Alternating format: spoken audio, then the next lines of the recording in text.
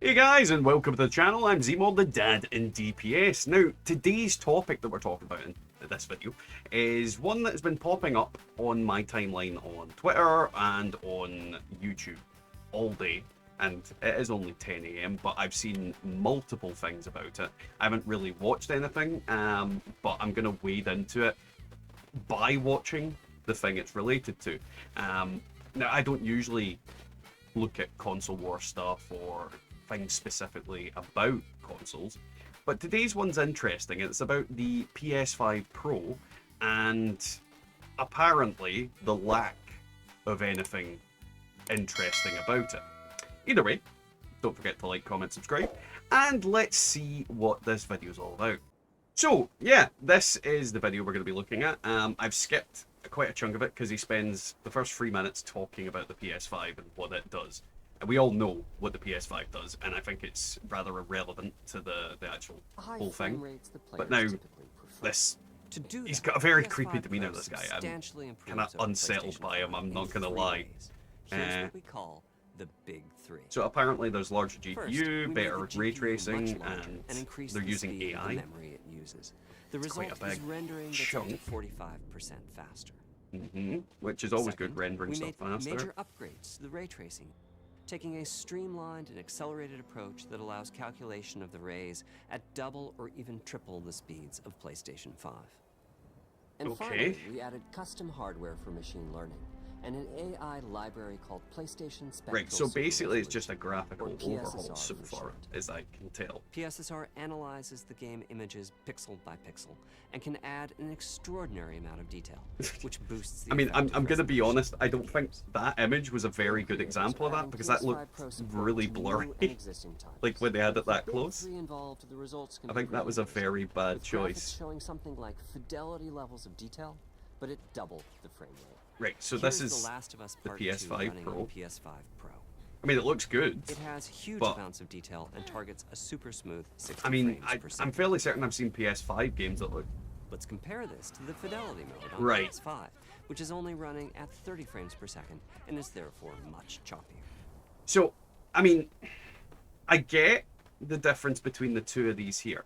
Like, the fidelity mode is running at a lower frame rate, so it is choppier. Delivering almost fidelity-like graphics but frame rates has been achieved for a broad set of titles, including it doesn't look that much better than it, like graphically. And Ratchet and Clank Rift Apart.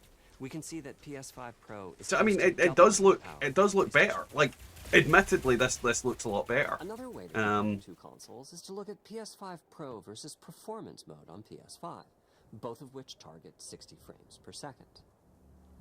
What we see here is a difference in detail. PS5 Pro is much sharper and crisper than PS5. I mean, yeah.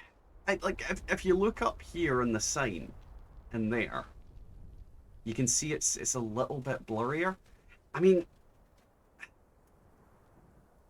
yes, it is a minor improvement, but it's like the average gamer isn't going to notice that. Like, and this is something that I don't know if anybody's raised as an idea. Like, I get it, that it does look better, but only marginally. Like, when you look at the really detailed things like that've got text, the foliage here, you're going to notice it. But if you kind of move your eye to the left or right of it, you don't notice it. Like, anything you're directly focusing on, you're going to notice that there's more or less detail. But if I played the game through on the PS5 and then I played it through on the PS5 Pro, I don't think I'd actually notice the difference unless you put them very directly side by side. But even then, the overall difference is not all that bad. And the problem is with people that buy consoles, typically they're the people who don't care too much about like this kind of thing. We can see Marvel's Spider-Man 2 is noticeably higher resolution. The problem is, like, his comparisons are quite bad. Like, the detail is, yeah, it's a minuscule amount of extra detail, but to the average person, that's not going to be noticed. Throughout the scene, including the trees and procedural cars. when it comes to, like, if you're a So PC gamer, overall, you some care about frame rate, remarkable you care about improvements. graphics, you care On about PS5 performance Pro, and we can things like see that. increased sharpness to the Console graphics, gamers or tend to smoother want and an more easy to responsive just game. turn on This experience. is the big three showing their This power. feels like As you've been seeing, it's machine it's learning going to be a via lot the of money PSSR library for is being not used a quite lot of an broadly to add improvement. pixel detail I and mean, boost if frame rate. it's not like, But there are as many for example, approaches as when there you are had game the engines. The 3DS increase in raw and GPU the power is being DS especially on effective for the Horizon original Forbidden West. Nintendo, well, not the original Apart Nintendo, from the and detail the boost, extra Nintendo graphics handhelds. power is The allowing for 3DS could run improvements to games lighting that and the visual DS effects, couldn't, but the 3DS could run all the games that the DS could. This as doesn't well appear as to to the be one of hair those and things. the This isn't skin like a in PS6, cinematics. but can run Open up, PS5 guys. games. Dwarf's orders. All you're really getting is a minor graphical upgrade and Ray tracing is fine in essentially both cases as 60 well, FPS particularly at when all the games times. are focused on higher frame rates. So The faster hardware in PS5 I, Pro can I make just a real difference. don't know if this is Allowing Gran worth Turismo it. 7 to add ray-traced reflections between the cars You know, and like, gameplay. if it was Or me, and continuing to again, I'm support not a their console targeted gamer. 60 If frames I've per already second. paid like $500 That for boost in ray a tracing is also PS5, delivering big wins for am I Hogwarts really Legacy, interested in paying another allowing not 500 only for better for reflections and a greater a variety PS5 of Pro? reflective surfaces, but also Especially for when my further realism PS5 in the probably casting works of absolutely shadows. fine as is. I hope you've enjoyed this Like, run-through of the technology it's on very, PlayStation 5 Pro. Simply put, it's the most powerful very console we've ever built, and a worthy underwhelming. addition to the PS5 family. And Let me wrap this up by giving you he's got a quick very look at unsettling number of demeanor, this games guy. running I don't know on what the it new is, but console. it's like, you know when you meet the villain in a video game and you think he's gonna like try and chop you up? That's what this guy's feeling gives. I'm gonna turn that down a little bit because it's a little bit loud. I'm gonna be honest, like, it looks good. It definitely looks good. And my thought process on this is gonna be that if you don't have a PS5, then obviously getting a PS5 Pro is the best choice. But if you already own a PS5, I can't see any justification for buying this. I mean, literally, it's just, it doesn't appear. Oh, I think I saw prices there. $700. £700? Really? £700? Why did I say pounds? Weird. £700. €800, and I mean that's 119,000 yen. I genuinely do not know what that is. Let's see. £600. Let's convert this. £699 to dollars. That's $900. So the UK is getting charged an extra $200 because, right? So that's I mean I wasn't getting this anyway, but Jesus Christ! And how much is that in euros? And we'll see how much euros to dollars is. £699 is 800 euros, so that's about, well, it's 828, so it's not far off. And then 799 euros to dollars is $880. So it's a comparative price, but like, why is America getting it so cheap by comparison? I mean, like, let's put let's put it into yen. let's just put it into yen. Like, let's see, pounds to yen.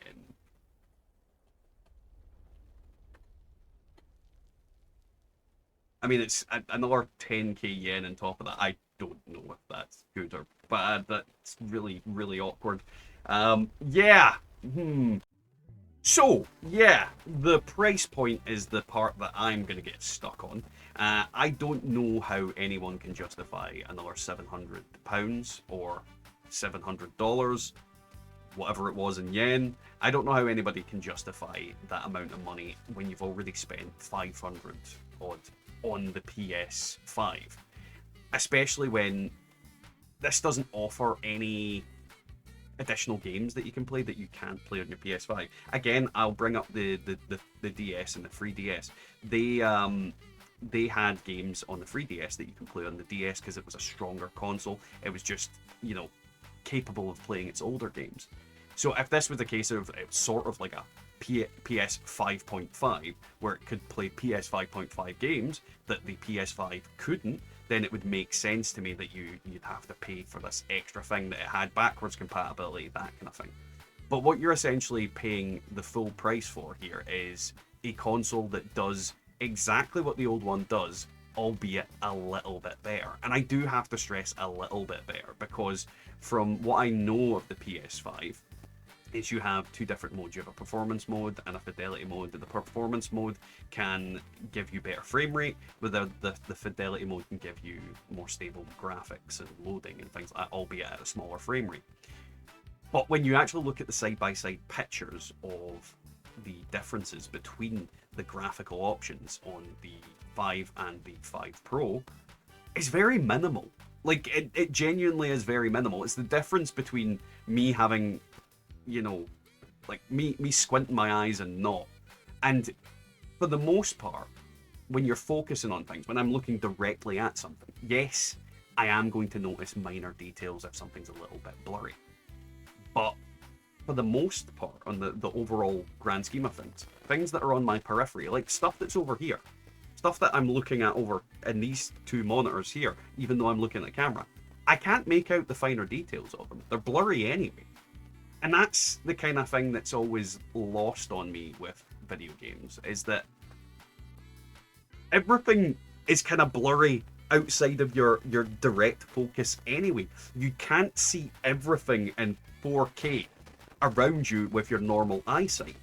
So it doesn't matter that everything is rendered in 4K in a video game either. And technically you could make a video game where everything is blurry apart from the little bit where you're usually looking, and it would operate fine. And this is the kind of thing about consoles. You get a console because it's easy.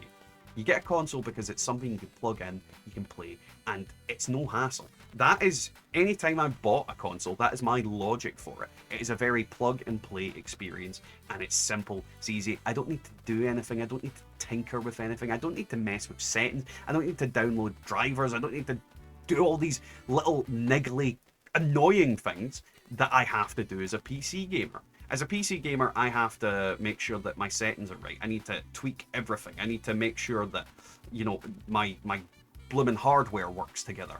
You know, if I've got RAM sticks that I've put in that don't work necessarily with another RAM stick that's there, the whole thing might not work. There's loads of different factors in there that make PC gaming a pain in the arse to do. But you do that in order to get this optimal performance and the best kind of outcome and be able to run your games at a better frame rate or better graphics. And that's the kind of person that builds and makes a PC and runs a PC game. But when you have your typical audience of a PS5 or an Xbox or a Switch, they want something that's plug and play. So this feels like it's kind of way too much effort for their part. And when you think of a lot of people that have a PS5 at the moment, you have to convince them that this graphical upgrade is worth $700. And I just don't think it is. I mean, if I was a PC gamer, if I was an adult making my own PC, maybe I could justify paying that on a graphics card. Maybe I could justify that on paying for new upgrades to my PC. But this is not upgrading your pre-existing thing. This is buying this whole new thing and then rendering your old one obsolete. And in theory, you could sell it. Yeah, that would make sense. But I just can't see a lot of people shelling out for this, especially parents. Because let's be clear here, a lot of people that play on consoles are going to be kids, because kids don't have the know-how. And don't get me wrong, there's a lot of kids that do have the know-how, but there's a lot of kids out there that don't have the know-how or the wherewithal to build their own PC, and a lot of parents don't have the wherewithal to build a PC, so they get their kids a PS5, an Xbox, a Switch. Now you're charging them more for an experience that is marginally better. Like, marginally. It isn't, like, I'm not saying it's not a better experience. It clearly is. It's got better graphics, it's got better frame rate with better graphics. But I don't think it's justifiable for the price. And I don't think it's, like, I don't know why PlayStation thought this was a good idea. Like, I genuinely think they should have spent their time and effort on trying to make a PS6 than this. And, you know, working on improving the PS5's experience rather than this. This just feels like they have decided they want more money. And through a group of successive failures have decided this. I mean, we've had the whole Helldivers debacle and the whole Concord thing. And this feels like another L for PlayStation. It feels like another L for Sony because it's a lot of money. It's a lot of money to justify, as I said, a marginal improvement. And you already have the option of fidelity, graphical integrity, or frame rate on the PS5. You have that on there. If you want to have a higher frame rate, you can already do that. If you want to have better graphics, you can already do that. And I just feel like they've basically saw that people like good FPS, and they've thought, how can we rinse these people for more money? I really don't know. I won't be buying it. I wasn't going to buy it anyway. I don't own a PS5 because I just don't feel there's any need for it in this day and age. Most games end up in PC anyway. And because I do YouTube and things like that, it just makes more sense to me. But I don't know. What do you guys think? What is everybody's thoughts on this? This just feels to me like... I don't know if scam is the right word. I definitely see a lot of people using the word scam. And I might even use it in my thumbnail. Or it might, just to get views in. But, like, I wouldn't say it feels like a scam. It just feels like... shady business. That sounds like scam. I'm trying to think of a word. It just feels very... like miserly. It feels like, oh, how can we get more money out of them? They aren't scamming you, they're telling you exactly what you're giving you, but what they're giving you isn't really much. That's my opinion on it either way. With that, guys, I'll catch you next time.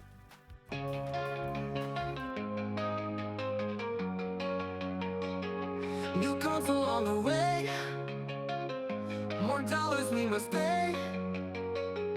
It's just another play to take our cash today. ps5 will they shout, features will live without, but we all know the route, they're cashing in no doubt. It's a cash grab extravaganza, spinning games like a bonanza, but we all know the answer. It's a cash grab extravaganza. Sparkly lights and shiny screens, promising us brand new dreams, but it's all the same it seems, just a ploy for more greens. We'll queue up in the line,